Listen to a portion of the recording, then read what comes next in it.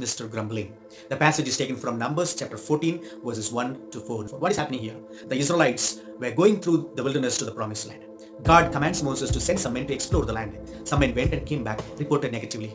But Caleb strengthened and silenced the people in Numbers 13:30, where he says, "We should go and take possession of the land." But still, the people of God grumbled.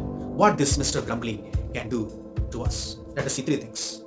In verses 1 and 2, we see it created unrest. People rebelled against God's purpose. God's purpose was to give this land, but the people of Israel want to go back to Egypt.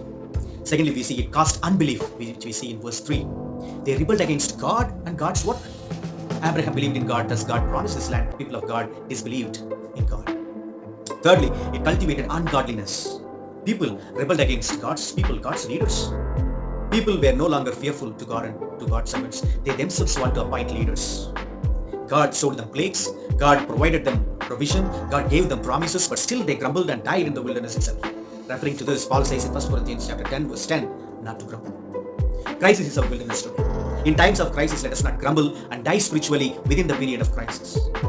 God brought Israel out of Egypt to take Egypt out of Israel. Israelites still carried the spirit of Egypt, and thus they grumbled. What the grumbling can do, it hinders God's blessing, it hinders God's ministry, it hinders the growth of the church.